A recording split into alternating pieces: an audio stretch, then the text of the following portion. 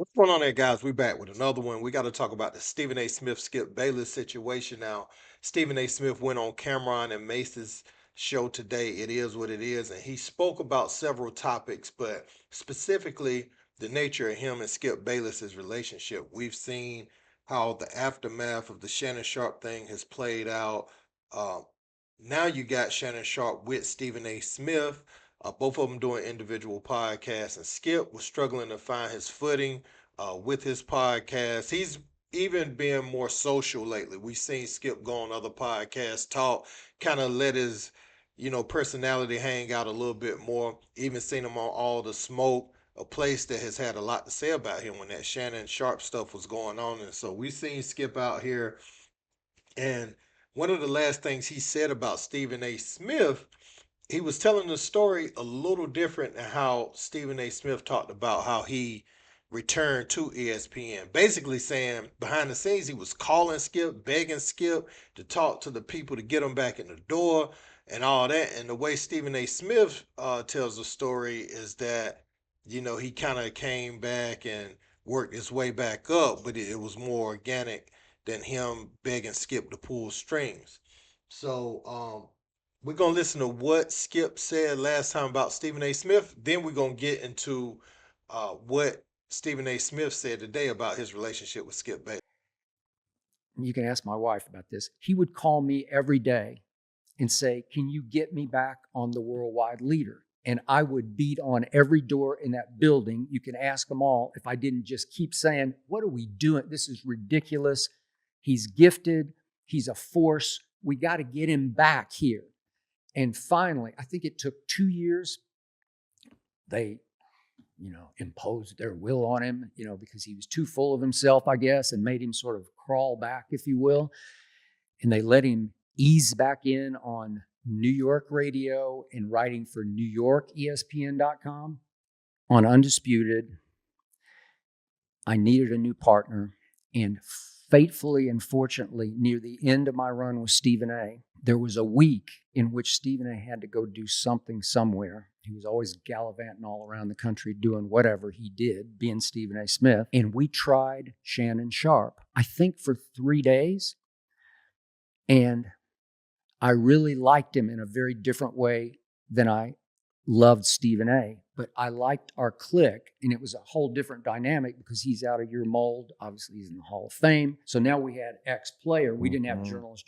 We had ex-player journalist. Even though you was on ESPN way before First Take, and you took a hiatus from there, came back, ended up on First Take. Right. It was with Skip. Yep. Now you're on there with Shannon, who was formerly with Skip on FS1.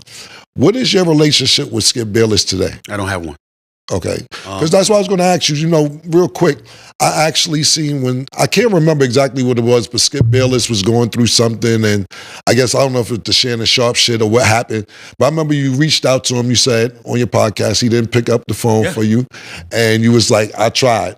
So that's why I was asking where you guys at today. There's nothing, I have nothing bad to say. I'm eternally grateful to Skip Bayless, who brought me on First Take, as Shannon has articulated about himself as well. Because you should never forget somebody that gave you that opportunity. You really, really shouldn't. Right. And when I say we don't have a relationship, it's not anything negative from my end. Right. It's me letting you know, yo, bro, I picked up the phone on several occasions and called him. Right. He never called me back. Right. And so, to me, if you that kind of person, that doesn't make you bad. It just means that we can't vibe, because I'm going to answer a call. Right. I'm going to answer a call. There's nothing, I got a lot of people over the last year or two that have really, really pissed me off. Right. I'm picking up the phone if they call. Right. There's only one person that I won't pick up the phone for. Everybody know who that person is. That no good, sorry ass. Everybody knows who that is. I don't have to say his name. Right. Outside of that one human being on the planet Earth, you understand, who I think is the human incarnation of the devil. Right. Everybody knows. Anybody else calls me, I'm going to pick up the phone. Right. And so Skip had his right not to pick up the phone when the whole Shannon thing was going down, and that's fine. Right. That's his prerogative. But live with that. Right. Do what you got to do. Right. That's how you felt it was best. That's why I know Skip better than most. And I know that it wasn't malice or malicious intent with him not doing that. He's just a different cat.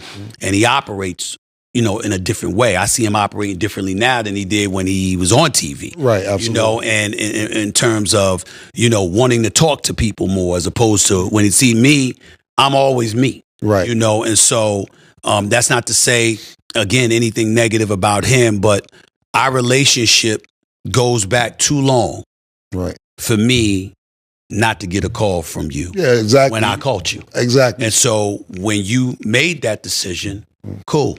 Right. Live with your decision.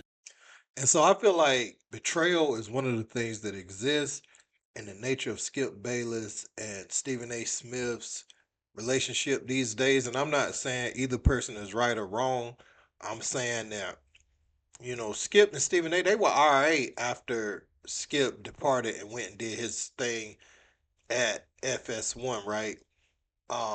But him and Shannon, that show was pretty big. And I remember at a time Stephen A. and Max Kellerman, while they would get more views because they were on ESPN, it was kind of stagnant. A lot of people was tuning in um, for Undisputed. That was a new thing, and Shannon was interesting, and him and Skip, that new thing, and to kind of see how uh, Skip had even brought Shannon on ESPN first, and then Shannon, went with him to FS1, and now to end back up with Stephen A. Smith. Because remember, people forget this. Stephen A. Smith initially said he's not going to be reaching out to Shannon Sharpe to come on First Take, and then he came back like a week or so later and said, he's hot, and I will be trying to do everything I can do to get him.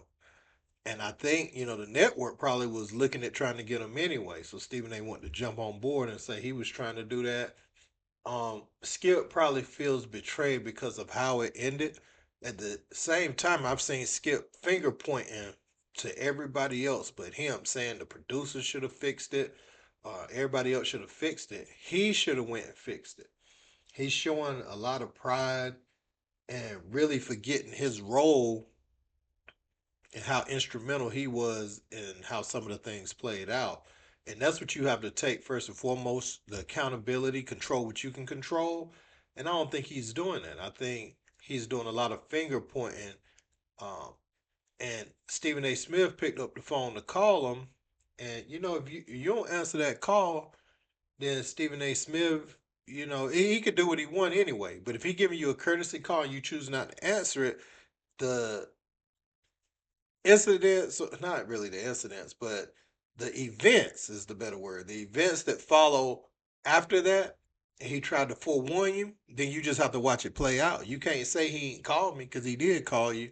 You can't say he didn't try to reach out. He did. And it wasn't email. It wasn't something slick like he just sent you a text telling you what was going to happen. He wanted to hear your voice, check your temperature, and tell you what it was about to be. Um, so I mean, I understand Stephen A. Smith in that regard. Like, if I tried to call you and you don't answer, then it just got to be that. Now, as far as Jason Whitlock, it's no love lost between the two. Jason Whitlock still covering Stephen A. Stephen A. don't really mention his name as much no more. He did that one time where he went off and he kind of had some words for Whitlock, but we know that's who he's talking about. Um, yeah, but again, Stephen A., if the man ever want to have a conversation and you could tell him exactly how you feel, um, I would still do that too. Like, it ain't no way you shouldn't not have a conversation with a man. Just know that he might be recording or something like that. So you say what you gotta say. Don't say nothing you wouldn't want broadcasted. But again, he deserves that conversation too, especially somebody that you disagree with to that level. Like, I think that's exactly who you need to talk to. Maybe you can come to some sort of understanding, but if you can't, walk away. Y'all too old to be fighting anyway, so you should be able to leave that. Y'all should be able to go your separate ways without getting into it, in my opinion. But let me know what you guys think in the comments. Don't forget to like, share, and subscribe. Till next time, peace.